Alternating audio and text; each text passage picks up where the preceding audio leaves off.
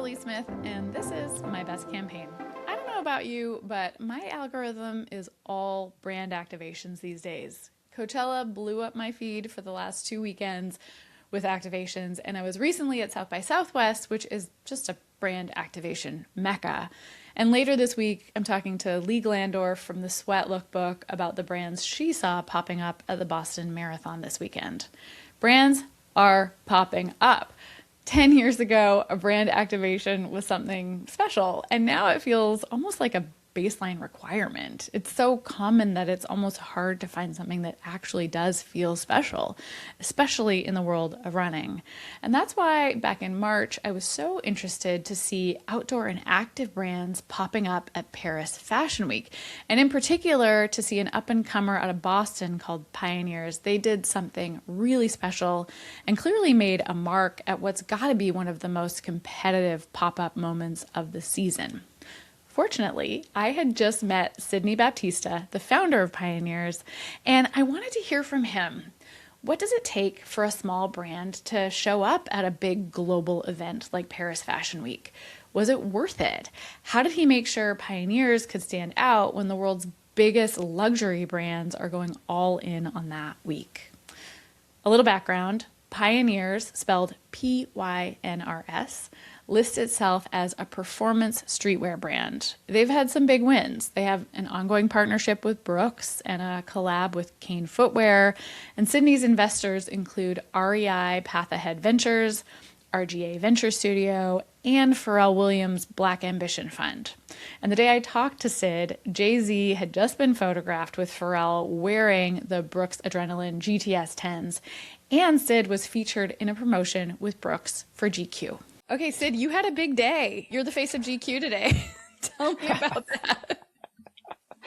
My question of the day is, what does Sidney Baptista and Jay-Z have in common today? Or this week, rather. GQ and a pair of Brooks running shoes.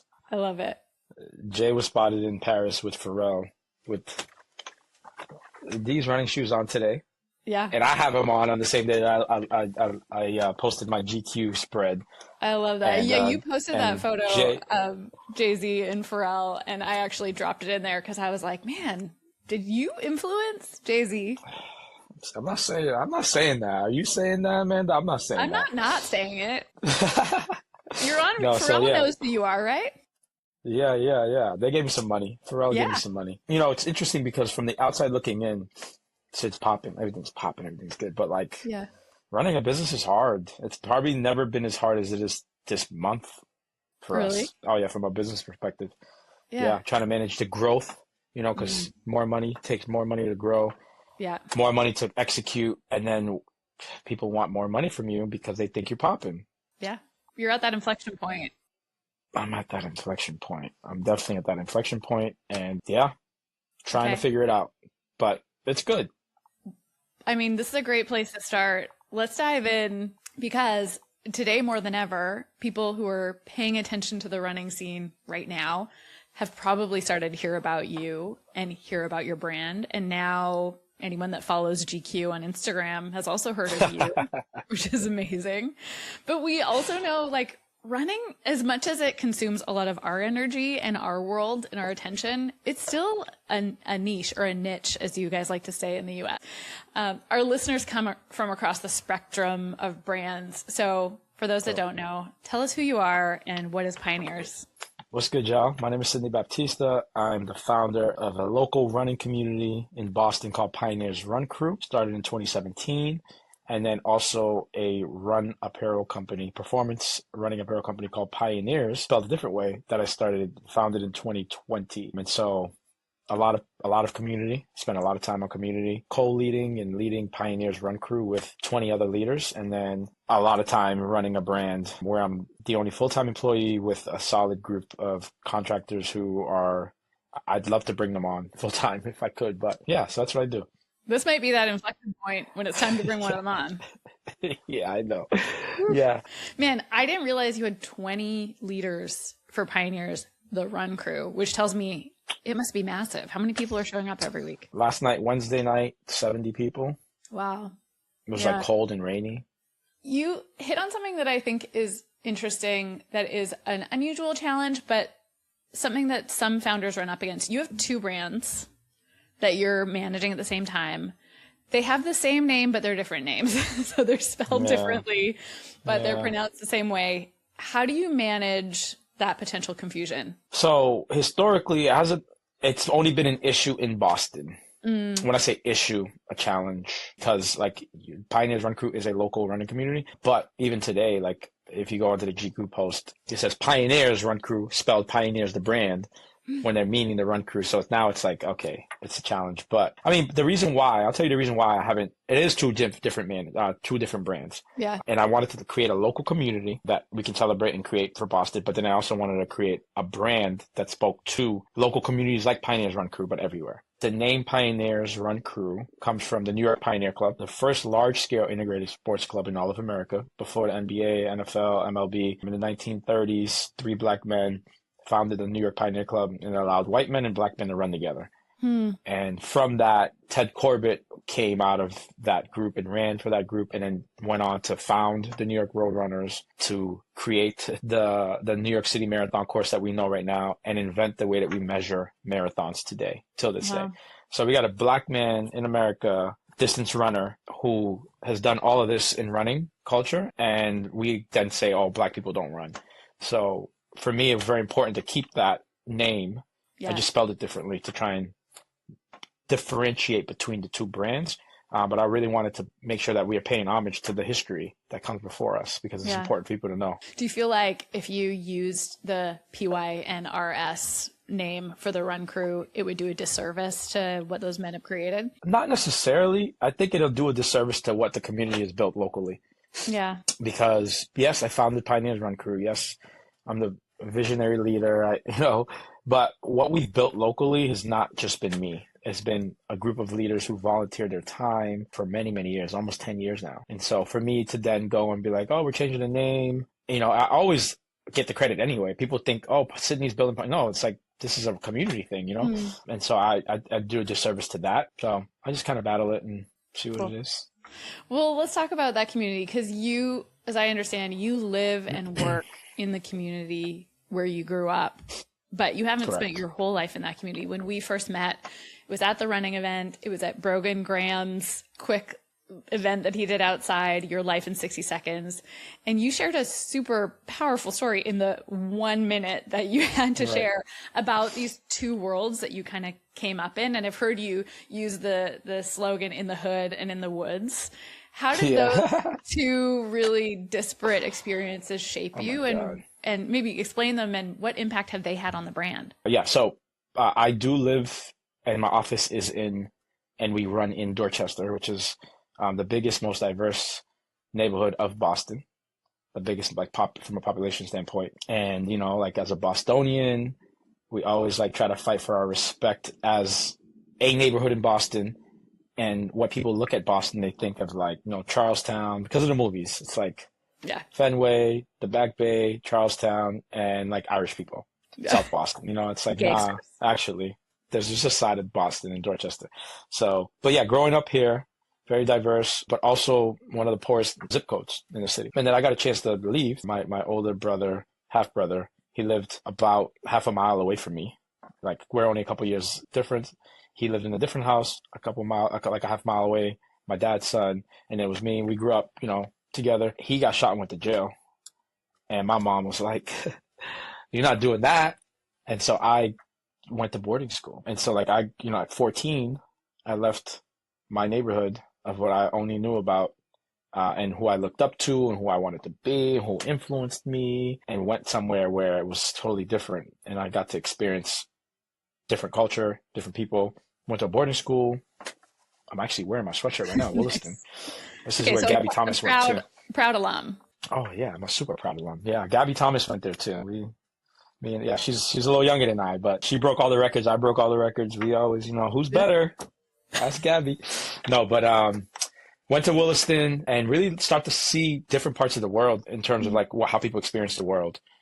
In the woods, you got abundance, you got safety, you got nature, you got all of that. And then coming back home was all right, why don't we have that here? Why are people like this? It was started questioning society, and then kind of having survivor's guilt a bit, like how come my people can't experience this? And so from that has really influenced how I move in the world and what I spend my time on.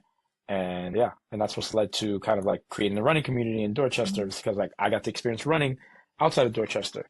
It's like, why my people can't get this?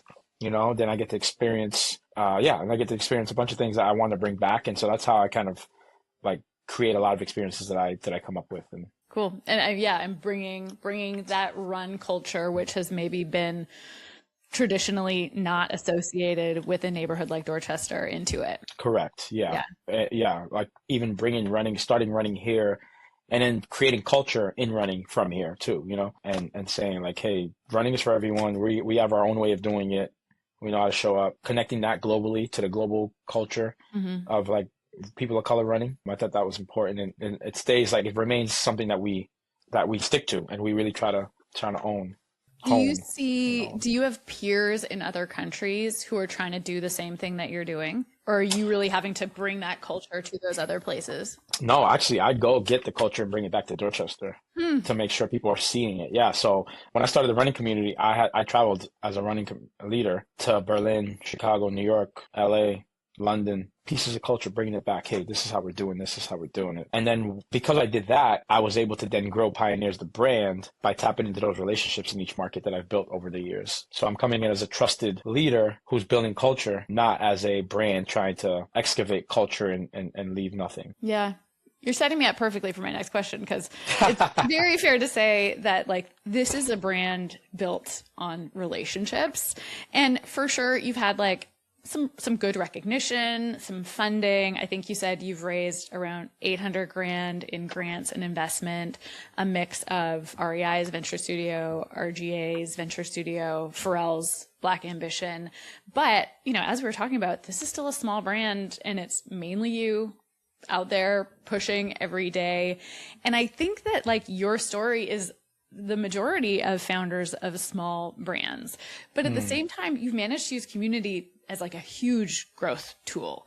Tell me about the role that community has played in building the brand. Well, community is at the core. It's like the engine of what we do. And I say that because wherever we are hosting anything, it's because of the community that's local to that.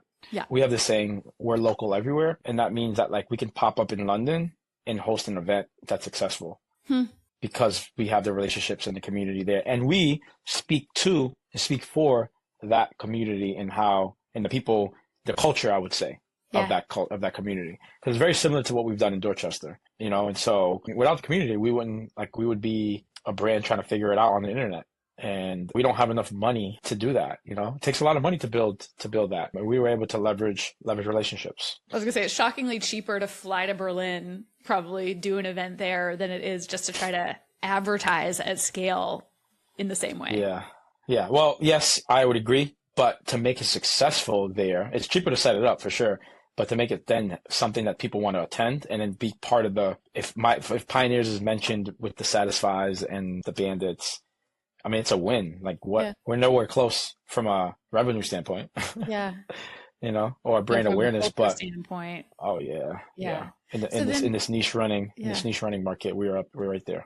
Okay, so how do you do it? When you go into those markets, how do you make that impact? You mentioned as a run leader, you were traveling, you were bringing culture back and forth, but like, how do you just crack those markets and make yourself known in those spaces?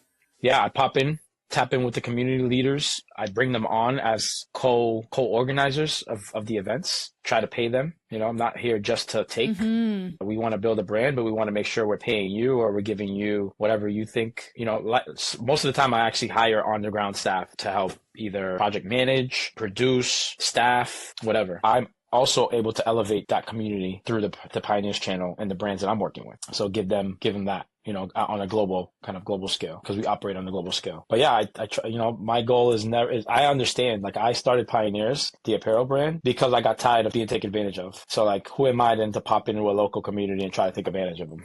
Yeah. So I want to come back to that. I want to hear more about that kind of previous experience prior to starting the brand. But so you find a market, you identify a crew. Are you always looking for a run crew that's run by people of color? Like, how are you choosing who you partner with? What makes it a good fit? For the most part, it's people I have good relationships with, long-standing relationships with. I'll give you one case in particular where I didn't have a long-standing relationship in the market, Miami. Popped into Miami in 2023, I believe, in 2023, popped into Miami, popped in with no local relationships, had a friend who owned a sneaker store, did a pop-up there. Didn't really touch the Miami market. Only people who flew in and knew about us, and like it was small. The next year, tapped in. I had a relationship with a local gym that wasn't really in running. Booked that space, and then I held an event for the Miami market with all these leaders. Hey, you lead. Let's talk about. Let's come together and have a conversation about running communities and the booming running scene in South Florida. So then brought all these leaders together who led communities of color. And I built relationships with the leaders. And then so coming back in 2025, we were able to leverage that relationship that we have a history with. And so that's how we did it. So that's like one way versus like in New York, I've been knowing people for 10 years. Yeah. So it's a formula. You have an event, you hook up with local leaders, and what then? Like, how does the brand show up? Well, that time, actually not even, I just showed up as I'm holding space and probably giving you product, not necessarily trying to sell you anything either. Yeah. Like I didn't come in trying to sell anything. I think to my detriment, I don't sell enough. I try not to, I gotta be better. I gotta be better at selling, but it's really telling their stories, elevating them on our platform. I don't think I paid a stipend. I don't think I even had cash to pay a stipend back then. Definitely product. And then from there, we definitely, I think we've done all right, we'll pay for the collab t-shirts that you sell and make money off of, Yeah. I've done that. So I'll pay for the inventory, you sell and make money. I always want you to be able to make money. Yeah. So I know how hard it is to run a community. I know how hard it is. For sure. And mostly volunteer run. Oh yeah. Mostly volunteer run. The good ones are. If you're the ones that you're paying for, that's a little, I think it gets a little, people do it though, but I'm just saying. You want the commitment. Yeah. You said the words like not coming in just to take, which makes me think you had some experiences of maybe brands coming in with maybe motives that weren't clear or aligned. What did you see happening in the run space that you wanted to counteract or to solve for? Yeah, a couple things. Specifically in running, I saw two of my really good friends in New York City building culture at a high level, and they're working for brands for basically, maybe one was working for a brand and one was just signed to a brand for not what they're worth. And then that was one thing. Another thing was more recent, locally working with brands that either, I remember we got booked to shoot a commercial with a brand. They gave us free product and we show up and everyone on set is white. Makeup artist, videographer, lighting people, director, everybody. And we're the only people of color. And they want us to tell them, oh, what do you do? Tell us how you would run a meetup. And then they're taking that footage, then using it to create content that they're going to use to sell product back to us and never give us cash. Never reinvest back in our market, and I was like, this is what happens in music. People don't own their masters. This is what happened when Black Twitter built Twitter. Never had any compensation for that. Instagram, all the, TikTok dancing. This is what happens.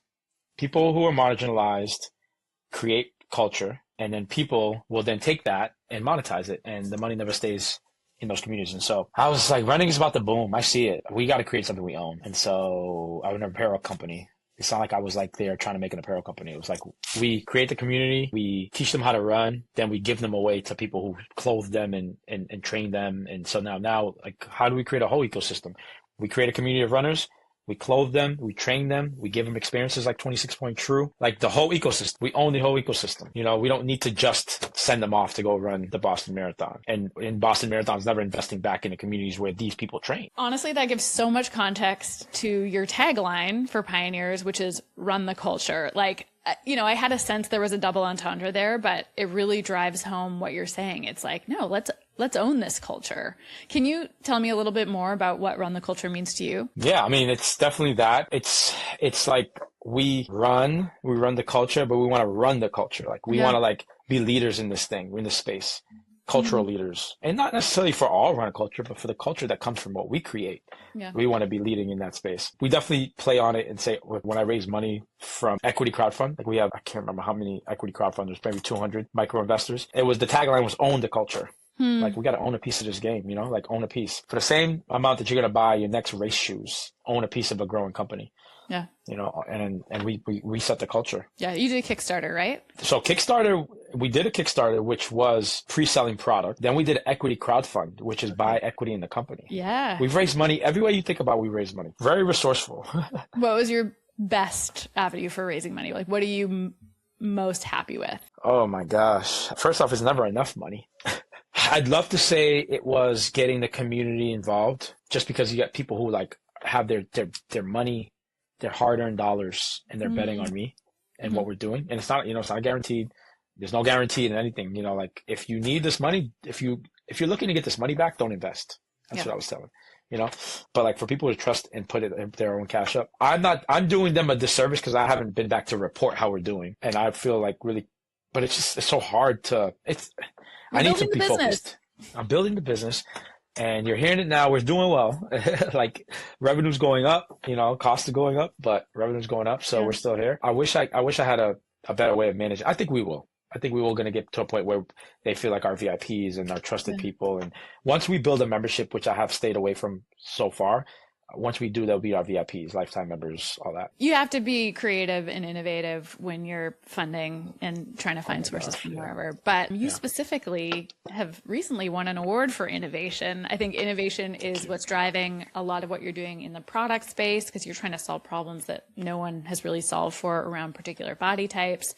Talk to me about what innovation looks like at Pioneer. Yeah, innovation across the board. So when it comes to product, we're innovative on our fit, who we start as a fit person that we use. We're innovative on what we're solving for the runner's experience. So like, our women's hooded shrug is a piece that this is the first hooded shrug for distance running that's available for the masses, because Flojo wore a hooded shrug for fashion in the 80s. You know, we got inspired by her to create this hooded shrug that has a huge hood on it to fit multiple hairstyles. Yeah. Fits right above the bra, keeps your arms warm for like that marathon day when you want to put the sweatshirt on and throw it before you're done, before you know, as you start. So we're trying to create innovative solutions to elevate your experience as a runner. Really technical, but also leaning into fashion and a certain type of fashion that's going to speak to a certain audience. If you build for the folks in the margins, everyone else benefits. So innovative on the product side, innovative on the create experiences. Yeah. So a couple of ones that we've had recently, or one, you know, our large one, you know, our, I guess, most notable experience that we create is called the Spin the Block. It's a different format than what you see in running. It's a short relay. So it's not like a 3-person, 3-mile, 5-mile relay. It's like a 1K per lap. You can win 3 different ways. You can win by being the fastest team. You can win by being the most dripped out team in terms of how you show up, team coordination on the drip, on the fashion. And you could also win by bringing the most energy. You know, like, what cheer zones have become at major marathons derives from Black and brown culture in running. How does that show up when you run in a Spin the Block? Like, what energy are you bringing? So like, bringing that different race format that allows for people to feel like they can do it and not be intimidated, and not just for fast people. Yeah. I think that's innovative in the way that you make space for people to join and also express themselves in different ways and show up and feel comfortable showing up. You know, people be intimidated to show up to a place where it's like fast people only. Or fashionable people only. Like, it's nice to have all 3 options. Like, you can bring the enthusiasm, you can bring the drip, or you can bring the speed. Exactly. Yeah. And even more recently, our newest thing that we're doing, you know, as a small brand, we have to figure out ways to make noise and for people to see what we're doing. When we started I founded the brand in 2020, product got into market early 2022, like January 1st of 2022, essentially. We were like one of a few running apparel brands. So we were able to pop up, do a shakeout run, do a panel, do all that. In 2026, it's really hard to do a shakeout run if you're not a big brand. Everywhere. Yeah. You know? So instead of trying to compete with the shakeout run, we're creating our post-shakeout experience called the interlude, which, if you're familiar with music, is like a break in music. The interlude. It's like, so after the shakeout, before the race, we have an event called the interlude, and we're bringing from culture. And this is how we, you know, everything we do, we pull from culture. It's like, what's popping in culture right now? It's these boiler room DJs in coffee shops or on rooftops, and they're live streaming DJ sets. People are there just hanging out, and that's what we're doing in the run space. So creating this event called the interlude, multicam experience. People come after the shakeout run, before the race, you know, before you go back to your hotel, come hang out with Pioneers at the interlude, be on YouTube, be on the live stream, tell us your racing goals, show us your fit, you know? And so like, that's something that people are going to look at and be like, oh, that's different. Yeah. It's because we're pulling from culture and we think different. Putting on my marketing brain too, like that's a way better photo op than a shakeout run. You get a bunch of cool people in a room. You get a great DJ. Like those Talk photos. about yourself. What's your goal? What's your goal pace for tomorrow? What's your plan? You know, like, and then like your friends will see it. You know, you want a postable, shareable, digestible content. So innovative across the board of what we do, you know, in terms of product and experiences and even the way we raise money and all the fun stuff. Yeah. So that's what leads to the Black Economic Council of Massachusetts awarding one innovation award. And it comes to somebody who's creating something and running. You know, the people who got the other awards, they're like head of banks and like nonprofits that, you know, and there's only one innovation award and they give it to me. So I was obviously super proud about that because someone's seeing the innovation that we're leading, and it takes somebody who's like, oh, we've never looked at running the way that you're putting it together and welcoming people who are traditionally welcomed in running. So that's innovative. Yeah. And the formats you're using and the product that you're developing. But the people in the run space don't necessarily acknowledge that at a high level. Some do, but you know, I'm always going to try and fight for more. Let's talk more about Spin the Block. Where did it start? Did it start in Dorchester? So Spin the Block started because I was selling product into REI and I needed a way to activate and bring people to REI. REI, as you mentioned early on, they have a venture fund. I'm a part of it. We're one of the first of 5 companies to get funded. And so through that relationship, obviously they're an investor and we're supposed to be growing into REI.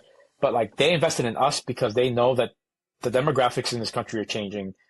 People of color are growing in numbers and they don't have that consumer. So they need to find brands that make product that activate consumers that aren't their consumer. And so we're one of them. And running is booming. But obviously, if they're bringing us on, that's because they don't have our consumer. So how do I drive a consumer there? So you got to create an experience that speaks to the consumer that we need to drive there. Yeah. So I was sitting in this chair on a Friday.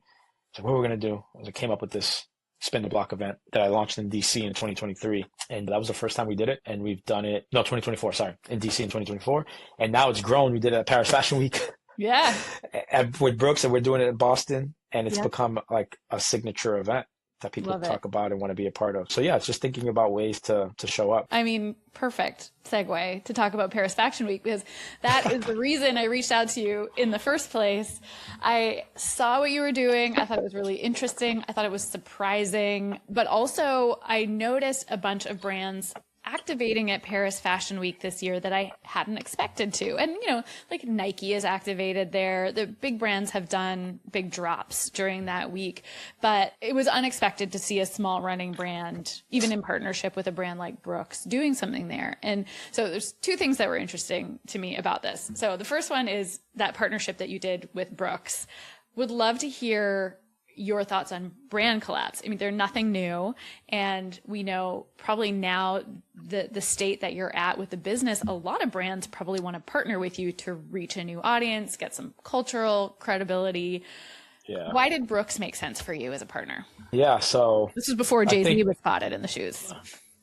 You knew. Before Steph Curry was spotted in the shoes, before I put Jaylen Brown in the shoes. Brooks, all right, so we, Pioneers Run Crew and the Trailblazers in 2023 were cheering in Newton for the Boston Marathon. We got surrounded by the police for cheering too loudly. And, there's an active lawsuit with the Trailblazers suing the BAA and Newton police. Yeah, so that was big headline news. And Brooks was the only company to come out and say that was wrong. Wow. So that was like, oh, wow. Brands are brands, but there are people who work at brands, and people made that decision. And so that was great. So that was like cool, but I didn't really, we had a relationship with Des. Des, obviously Queen of Boston, loves Pioneers. We love her. So Des signed to Brooks. We got a relationship. And then Brooks does that, stands up for us. They did a lot of work for communities. A lot of my friends' communities work with Brooks, like Prolific, like We Off the Couch, both out of Virginia. And so we're like, okay, they're doing some cool stuff. And then when we went to TRE in 2023, I was just pitching every brand. This is Pioneers. This is what we do. We're ready for a shoe collab. And I pitched every brand. And I was hanging out at the Brooks after party. If you know anything about TRE, Brooks throws the massive I was at after that party. Yeah, exactly. Right there. Yeah. So 2023, probably 2 a.m., something like that. We're hanging out at the Brooks after party. I'm still pitching. And I'm hanging out there with Des. And I ran into creative director at Brooks, Mike Peck. And I told him about the brand, showed him the photos. He's like, oh my God. Brooks is about to go from run happy to let's run there. We're about to launch lifestyle. We want to work with you. Wow. I love the photography. Dave Hash out of New York shot all that photography for me back then. Loved it. And then we locked in, and then it was a perfect timing from like there growing into this space. And the reason why these brands are at Paris Fashion Week is because running is the new streetwear, right? Like running is the new thing that skateboard culture and streetwear culture was. That's what running has taken over, right? It's almost the evolution of Gorpcore. It's like your Solomons are turning into your Brooks. Exactly. Yeah. So, and then they also were under indexing in reaching the Black and Brown community. Hence why they were working with our communities, like the communities like that I mentioned. And we were a natural partner in helping them do really cool stuff that speaks to the culture authentically. Yeah. Not performative. And it's been good. It's been great. It's been phenomenal. And then now, I get to ride the coattails of Jay-Z wearing the shoes, and being like, I bet on him first. We bet on each other. We bet on each other for sure. Wow. Brooks has been on my radar forever because they have been everyone's, trusted shoe in the trail space. Like you go to a race for years, especially in the Pacific Northwest where I am, like a huge percentage is wearing Brooks, but they never really made it cool. And I feel like you hit them at that perfect inflection point and probably played a role in that. Someone said that to me today. Someone from Brooks told me like I played a role in it. And it's like, it's hard to say I played a role in $1 billion company moving that way, but I definitely helped. And I've been told internally, like you're helping, and we love it. That's why we keep working with you. Yeah. So that's good. So what did you do in Paris? We brought Spin the Block to Paris. We brought the energy. We were able to hire local, get a local community, tap in with local people to show up and create a local experience that isn't just people from New York and Miami and people coming in for Paris Fashion Week, but actually people who live in Paris in the running community being able to show up and like create an experience. And yeah, it was like one of their, in my opinion, I don't know if it was one of the best events in Paris, and also one that probably like one of the best events that Brooks hosted that weekend. I was really proud of how we showed up and how we were able to elevate the experience of Spin the Block. And we're going to bring it to Boston at that elevated level. Yeah. And you made it French, Spin le Block. Yes, Spin le Block. We got to make it local. It's been a couple months since Paris Fashion Week. What has been the outcomes? Like, have you seen any results from that event? What's been the biggest outcome is the translation from like, oh, this is just like really running brand that's actually like you're a culturally relevant running focused brand that creates product that anyone wants to wear. So when I first started the company, I named it PYNRS Performance Streetwear. And I didn't niche it down to a running name. Obviously it's rooted in running. The name comes from something running, but like I always saw the transition of including more than just runners. I think we can build community. We can build product and experiences for anyone who is a part of the Mile Drive community. And so like when I see people who aren't into running, but like maybe are just like into culture and seeing it now, that love, I'm seeing that like from people in the city of Boston specifically, because this is where I've been since we'll do like we'll do Miami Marathon, we'll do LA Marathon, then we'll go to Boston. This year we did Paris Fashion Week and I haven't gone anywhere. I stayed home. So the love that I'm getting every time I step outside in the city is insane. And it keeps showing me like, oh, you're doing the right thing, because these people don't even care about running. They just love culture and the experiences and what you're doing. So it's and in being in Paris, it also like opened my eyes to like, oh, there's a lane for us in this performance streetwear side of things. Man, you're starting to answer my next question, which is like, why Paris like Fashion rehearsed Week? This or something. Specifically, I know, but like, you're a small performance brand. Paris Fashion Week, it feels like something different, I think, to most people, but you're starting to make the connection clear, like why it makes sense for you as a small brand to be there. It's a small community. Like when I got there, I understood it because I know marathon weekends, right? It's like, it's a marathon weekend, but for fashion. Yeah. And it was like, for me, it was like my business school. I always say like, I applied, I almost went to business school and I decided not to do this. And it was like, every time I do that, it's like a class. It's like a course. It's like, oh, I'm walking around, these brands that aren't running, they're coming to talk to me. They heard about PYNRS. Everyone's asking about PYNRS. It just showed me like, sometimes you need that like confidence boost a little bit. And you also need, because when you're building in the dark.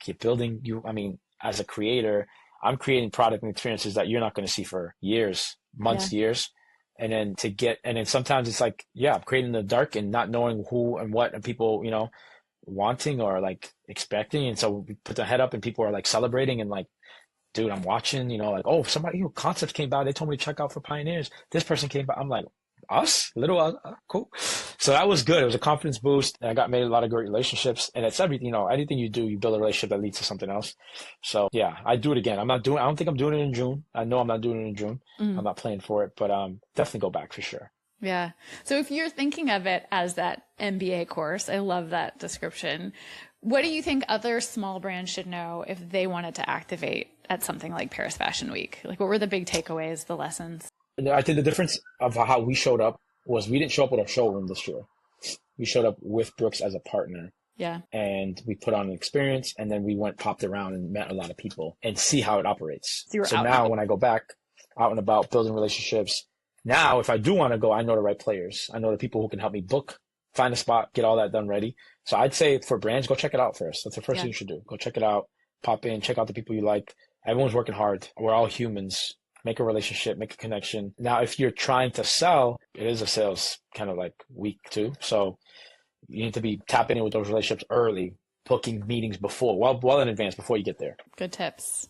Okay, going to transition a little bit and talk about one more, maybe smaller campaign, but still, I think really cool. You recently launched, I'm going to call it your Race Day Fit campaign. I don't know what you call it, but that's how it's showing up for me.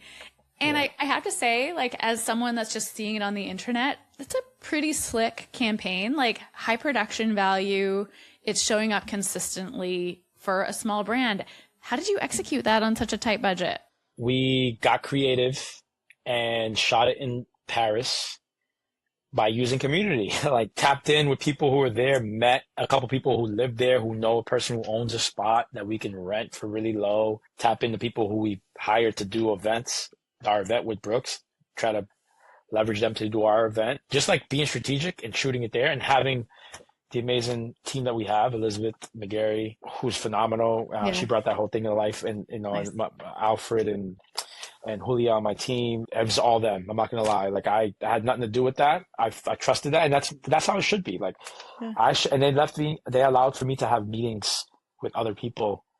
Like being in Paris with a team was great because like they produced, I showed up, I made relationships, I'm building the business, and they built a campaign. We were strategic in how we did that and made it work. Yeah. And thank you for saying that, because it takes a lot. And even that, I doesn't feel like we did enough because we're not showing the product running, the simple running. It's like very high fashion, but I'm getting the same feedback. People, they think it's high production and it looks good. Yeah. Everything that's coming from Pioneers looks good. You can follow it up with other assets that show it performing. Yeah. I think we need to do that. I think that's the next thing. Awesome. Well, then that leads me to the next question, which is, what are you working on now? What's coming down the line for Pioneers?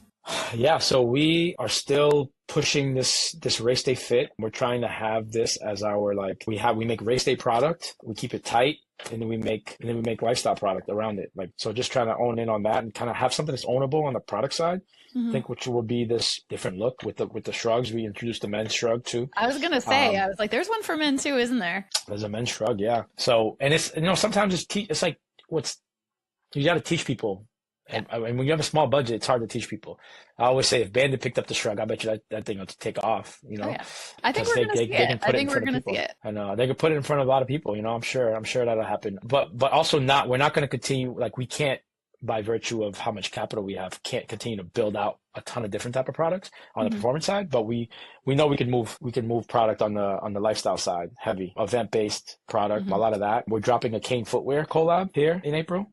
So some recovery stuff. So you'll see a recovery campaign. Awesome. Yeah, I think we're definitely going to be staying tight on product, growing, making it make sense. Some partnerships, and then ideally raise some money. Like we are gearing up to raise money, a substantial round, to kind of take on this like growing movement in running. And people of color, very underserved market. One of the fastest growing segments in running, super underserved. So how do we take advantage? How do we capture that opportunity? I feel like a lot of people are going to be interested in that. I hope so. Yeah, I have to. Me too. I think I need to be a bit more focused. Yeah. A little bit more focused. You're working on some content too, right? If I'm not mistaken, you've got a new content series coming down the line. Tell me about that. Yeah, I know, right?